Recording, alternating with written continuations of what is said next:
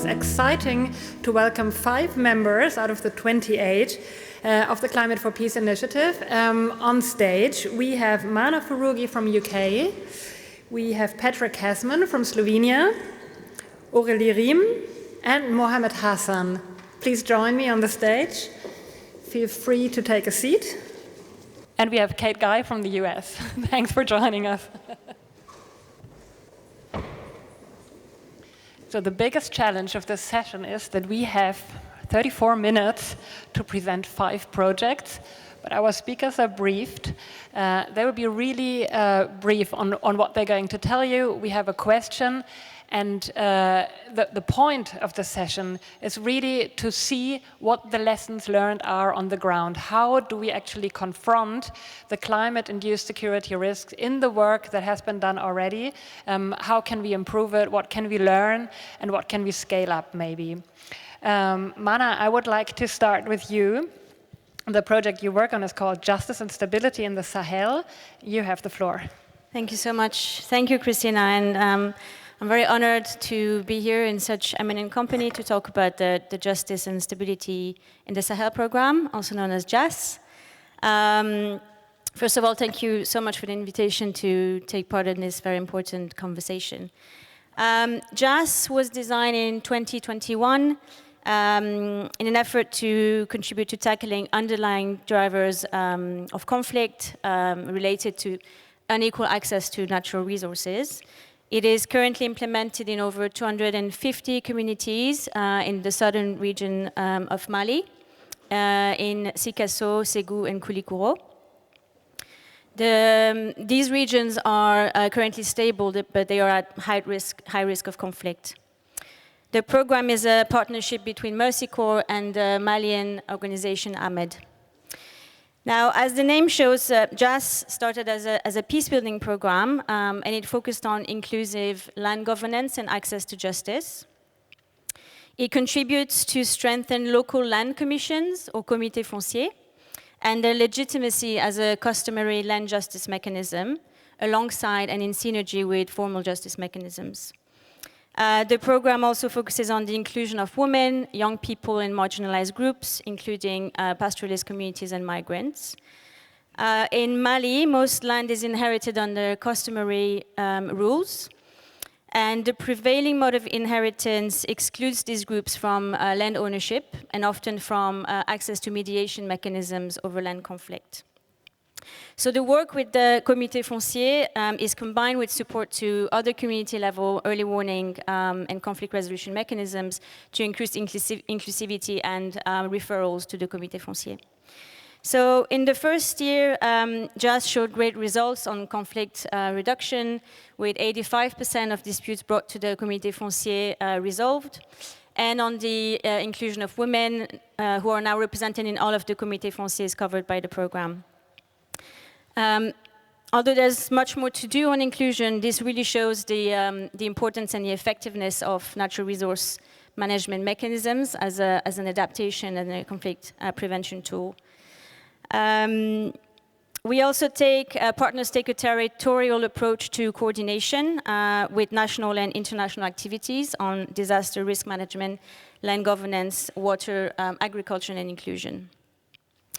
Now, although JAS was very much a peace-building program, it was climate sensitive from the start, in the sense that climate vulnerability analysis informed adaptation components, such as livelihood diversification, support to pastoralist communities, and sort of climate-smart agriculture components. But in the past year, we decided in consultation with partners to really raise the ambition of the program and sort of move the needle from climate sensitivity to nature-positive outcomes. I think we often forget that before climate change, it is the degradation and the loss of natural capital that leads to increased competition over natural resources. There's a quote that I like that says, "It is not climate change that creates drought, it is drought that creates climate change." Now, the reality, of course, is much more complex, but is to say that land and ecosystem degradation are a key driver of vulnerability.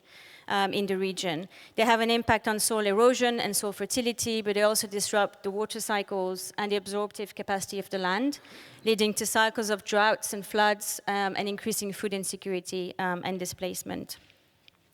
In a country like Mali, where 80% of the population relies on land for their livelihood, ecosystem resilience is not a nice to have, it is the foundation of human resilience and human security. So we have to understand the drivers of nature loss to stop it and restore it wherever we can. So our focus for the next phase of the program is to take a landscape approach and to explore and amplify nature-based solutions based on indigenous knowledge of ecosystem health and restoration. We also want to explore how the program can generate knowledge around the sustainability of local food systems, for example, through locally led agroecological approaches that support food security and sovereignty, health and nutrition, and social cohesion. Now, both of these approaches rely on inclusive and transparent land tenure. So we really think that the combination of conflict-sensitive ecosystem restoration at the watershed level with the opportunities offered by stronger and more inclusive customary land management at the community level really has the potential to generate great peace dividends in Mali. We hope to continue building partnership to deliver on this new phase of the program and learn from other efforts in this space. Thank you very much, and I look forward to the discussion. Thanks, Mana. You have given us so much insight in such a short time. I have to be really strict on time. We need to know, like you've given us many examples of how you really combine this work on combining security and climate work. But if there's one lesson, maybe in a sentence, really, could you something that we can take away from that? I think in a sentence. This is a very important project, and we're going to hear from more important projects in this space. But I think they have a lot to teach us about the intersection between climate change, environmental degradation, and conflict. But I think we are not going to build stability through individual projects, even if we manage to scale them up to the national level. And I think we really need for these projects to be catalytic and be integrated into everything else we do. Just quickly, as an anecdote, yesterday I was trying to put a number on how much we have spent in the last 10 years in the Sahel on anything from defense and security, peacekeeping, peace building, humanitarian support and development. Now, I couldn't find a number. I tried asking ChatGPT, didn't find it either. So if anyone has the figure, please do share. But I think we can all agree that it's in the billions. And we've missed an opportunity to build climate resilience to everything we do. So this is my 1-minute message. Thanks very much. We're moving on to Petra Ksman from Slovenia.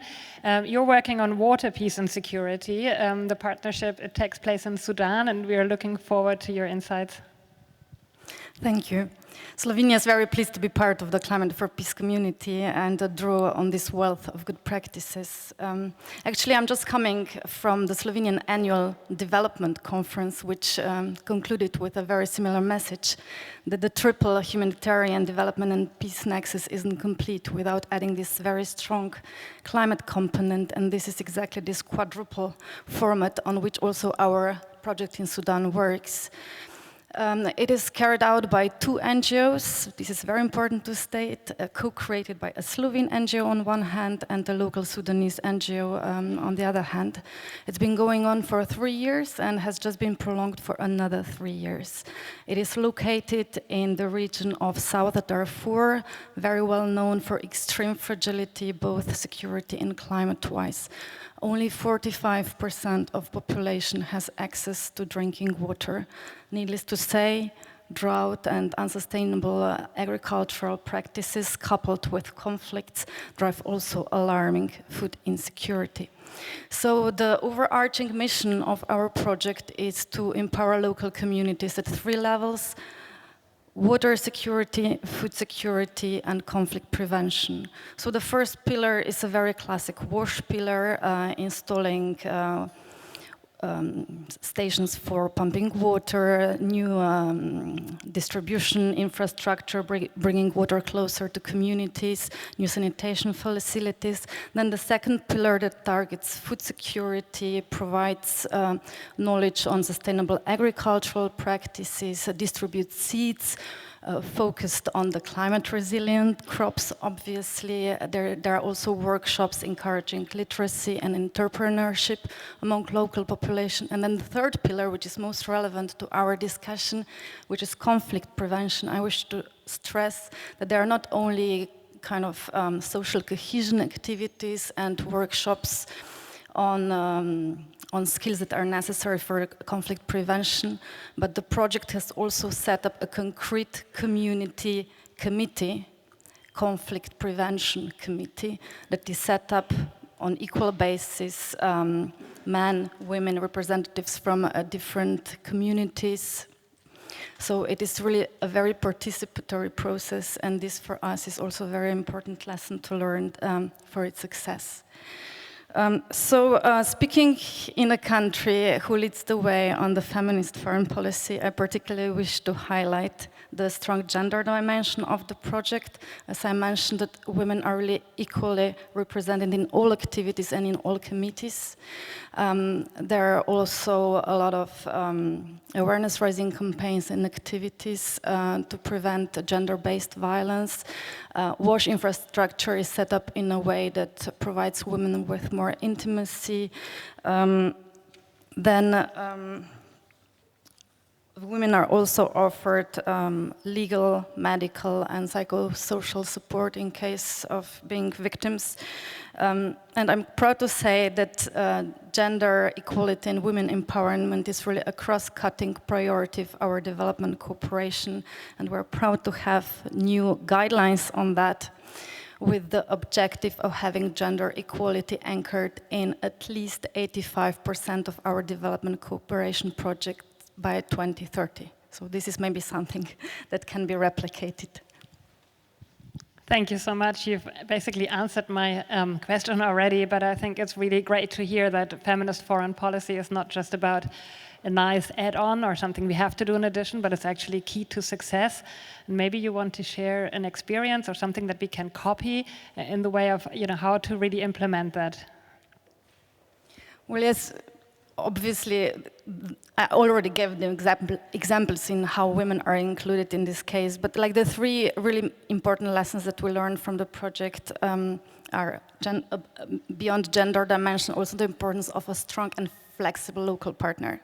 Like this year, with the outbreak of armed conflicts in Sudan, things got really complicated. And the reason why the project still continues, while many others have been put on hold, is exactly this very strong local partnership. Then also the flexibility and the integrated approach of humanitarian and development aspect, always balancing between the two according to security conditions. But if there is really one message that I would like you to take away from our project, is the one on the peace-inducive power of climate action, like peace-building potential. And with this, I wish to add to the positive narrative.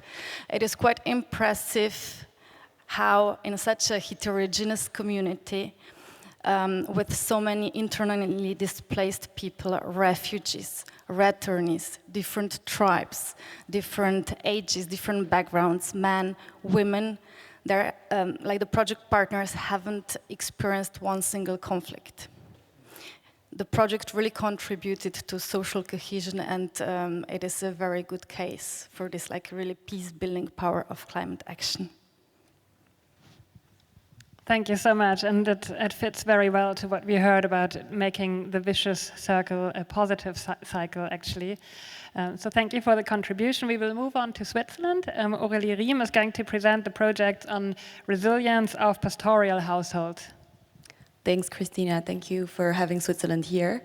It's great to be surrounded by such expertise as you guys said. So I see a lot of links with what Slovenia just explained, actually.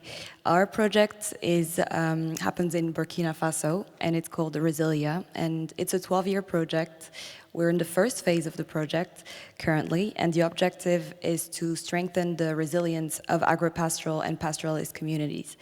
And also to ensure peaceful transhumance, because there's actually a lot of people moving from the northern parts of the country to the southern part. And the northern part is traditionally, to paint in really broad strokes, a more pastoralist community, and the south has more of an agricultural base. So to do so, we work with the Netherlands Development Organization, SNV, and I'd say that there's two main components to our project.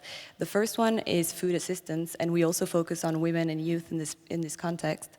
And the second one, I think I'll go more into detail because it really has to do with climate change mitigation and conflict. So the second aspect is livestock mobility. So when livestock and people move across the country, of course, they can encroach on crops, and that can lead to tensions and grievances. So what we do is that we delineate secure areas for pastoralists to graze on, so they can also create fodder for their livestock. That's just one example, and the idea is to create safe tracks so they can move and graze in peace. Another example is a close dialogue with the authorities that we have. So we're discussing with the authorities on the revision of the national pastoralism law, because it has to be updated as well to the current conditions of climate change and gender as well. And I think that's where the Swissness comes in this project as well. We're trying to build capacity and empower local leaders and religious leaders, traditional chiefs, to create and convene local dialogues on transhumance. And the idea is to prevent conflict and ensure that everyone can speak without tension. So we also, on top of that, try to adapt the livelihoods. So, for instance, we help with finding the right seed for the right place. So, for instance, some seeds are more resistant to drought, some are more resistant to floods. So we need to know which seed goes where, basically.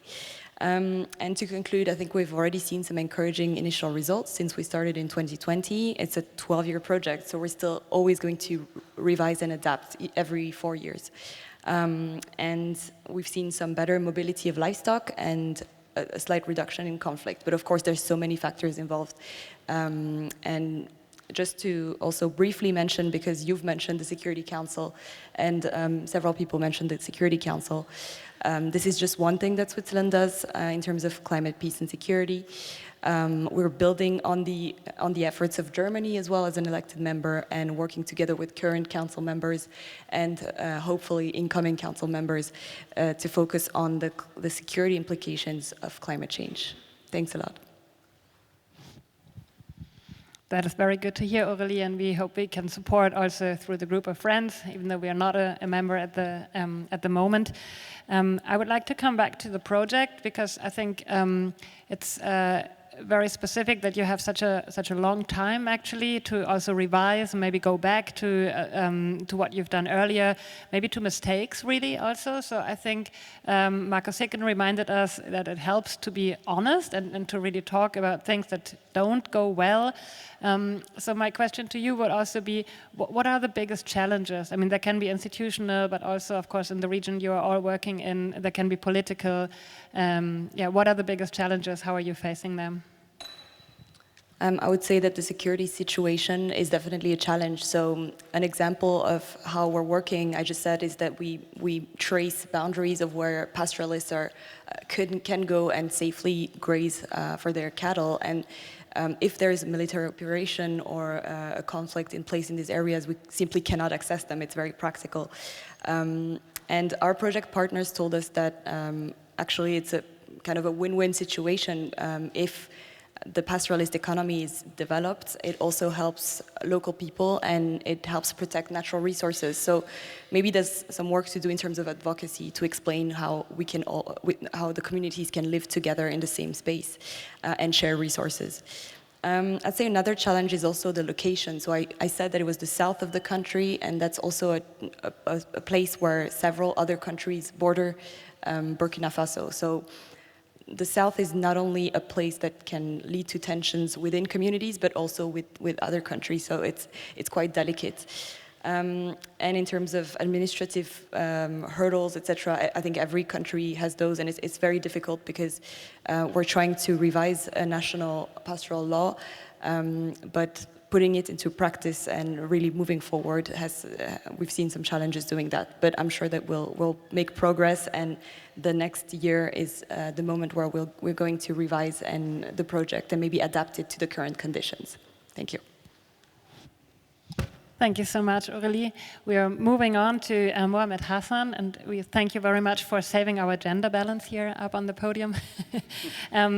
Muhammed is implementing a project financed by Germany. It takes place in Kenya, and it's about strengthening local resilience for sustainable peace. Thank you very much. I think in the context of the discussions that we are having on climate change and security, the program we are implementing aims to build local resilience for peace and try to make communities be able to resolve some of their challenging and compounding risk and vulnerabilities by having local capacities built so that they can be able to manage.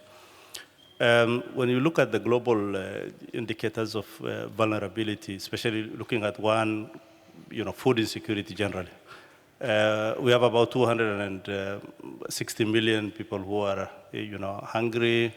Out of that, 117 million or thereabout are the causes of food security is basically because of conflict. About another 80-something is basically around economic shocks, and then we have about 56 million as a result of the climate shocks. So when you look at there is no single shock that stands on its own, and therefore we always look at all these shocks as compounding risk. These compounding risks mutate, and they multiply, and they reinforce one another, depending on where you come from. So the area where the program is being implemented is in the northern part of Kenya.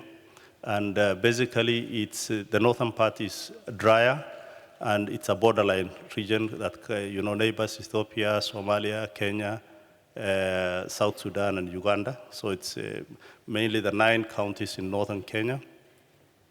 And these are mobile population that cross between each of these countries. The area is arid, dry, and therefore, the main livestock or the main economic background of those population is livestock keeping. There are little, agro-pastoral activities around river basins and so on. But, 80% of the population depend on livestock. And livestock being their main economy, and the climate change becoming a very real impact that negatively impacts their livelihood, these people migrate. So when they migrate, they move to other communities, grazing areas, and if there are no common agreement between them and the neighboring communities, these people are born to fight. And you cannot allow your livestock to perish because of lack of pasture and water, because you are not able to move. So you have to move from one place to another in search of pasture and water. So the cyclic effect is that we have population moving always, because I come from there. I'm also born in that area. So the shallow wells, the dams, the springs where I used to, when I was even a young boy, I used to fetch water, have all dried up. And therefore, the population have to move out. And for them to move, there must be mechanism by which this can be facilitated. So one of the major activities we do is rebuilding trust, creating common agreement between populations that are neighbors. And these common agreements help communities to, and also make the host communities to understand that migrating communities are not a threat, but they are as a result of climate-induced shocks. So we have various infrastructures that we create at the community level, what we call the inter-village dialogue space committees. These are structures that neighboring communities that face one another tend to dialogue around issues, manage their own resources and come to common terms. Then we also have got areas where the conflicts are very specific. We have got what we call the conflict management committees. These are usually a higher level kind of a number of conflict cluster groups are usually monitored by certain eminent community elders who try to make sure that they move with pastoralists. Before migration happens, they go and they talk to the people in advance. And then when they come back, there are no raids, they try to dialogue between communities.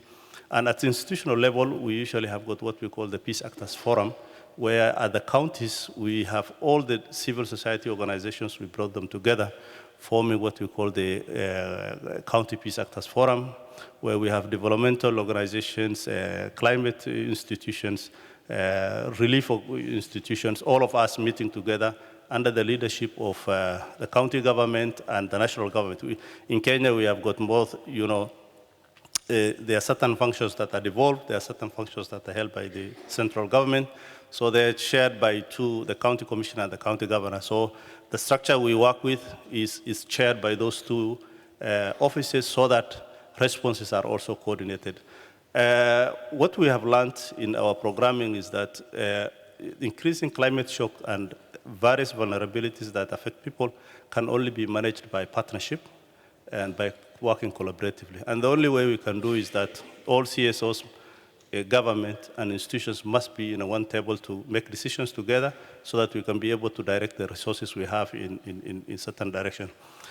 Just to give a very simple impact, Mandera County, which is like the frontier county that borders both Ethiopia and Kenya, have been able to move from cycle of violence and conflict to the extent that the county government is able to, for the first time, able to save resources from violence and conflict, but to address certain social infrastructural challenges like drought, because most students in Mandera County have been dropping out of school because of 3 consecutive droughts.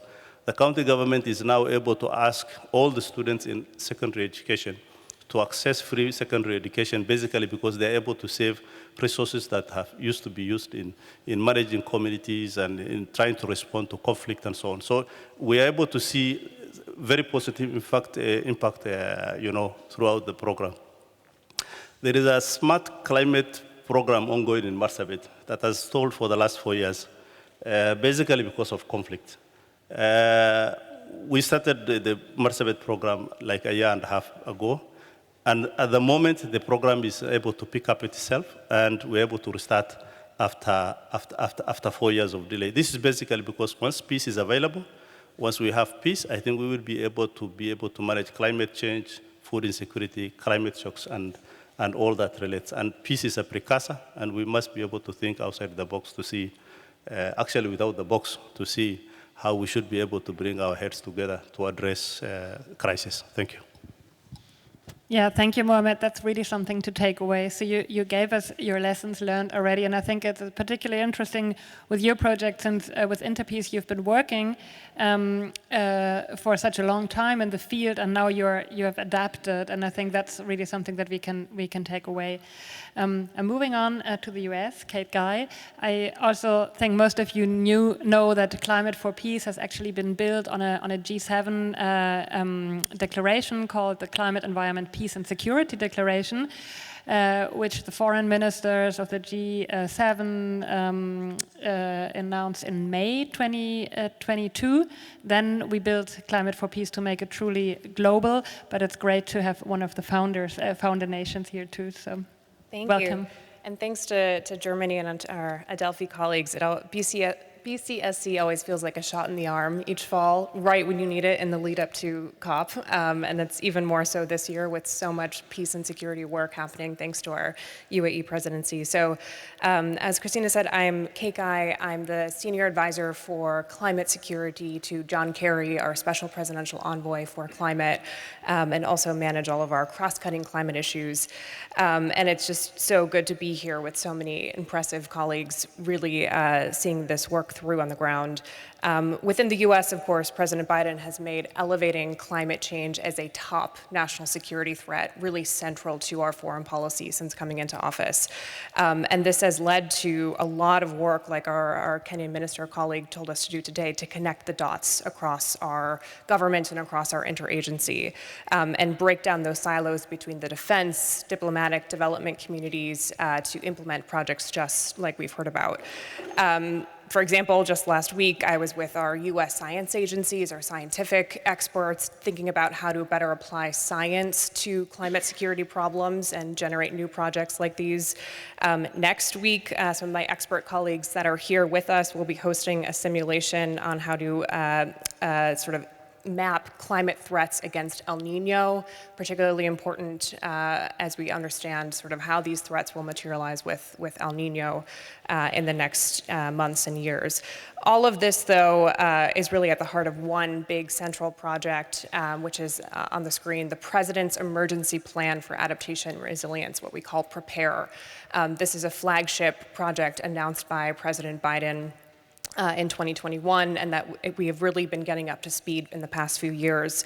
At the heart of this work, the effort is to build and address the increasing impacts of the global climate crisis in vulnerable communities abroad, ultimately to promote stability and security. And we aim to help more than 500 million people in developing countries adapt to and manage the impacts of climate change by 2030. So under PREPARE, I'm going to tell you about three specifics, squeeze into my couple minutes, three specific projects in the African context in coastal West Africa, because I think they really show how connecting these dots can work together and expand a lot of this work. So first is early warning and forecasting. We know that the best way to minimize risks before they are there on the ground is to really see them coming and to help communities implement changes they need to build resilience before the impact is even there. So in Africa, we've announced two big projects, over $13 million contributing to the Systemic Observations Financing Facility, SOF, another $15 million for our NOAA, our National Oceanographic and Atmospheric Administration, to work on the ground hand in hand with African national weather agencies and Met services to build out early warning capacity on things like agriculture and water and weather shocks where they weren't there before. And central to this work of early warning systems is integrating conflict sensitivity and stabilization efforts and security in places that need it as well. It's not just weather early warning, it's also understanding the social impacts of those things as well. And the two projects, like we've heard, where these early warnings are really, really important are two projects in the Sahel, one which is new, one which we've been doing for a while.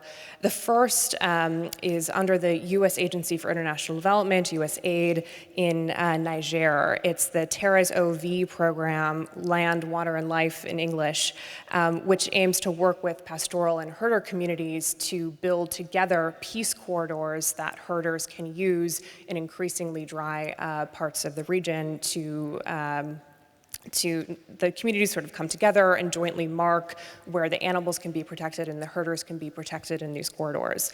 The program has been deploying GPS tags, has been training local communities how to use them. In some circumstances, we even have community members helping to walk with the herders along the way and make sure they are safe as they go along these routes. And that's been a tremendous project.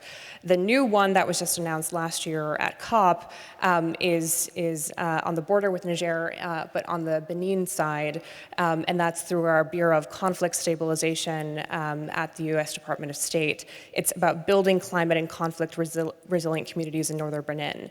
And this project is specifically taking some of those early warning systems from data from NOAA, from NASA, from our U.S. Air Force even, and bringing that data directly to communities on the ground.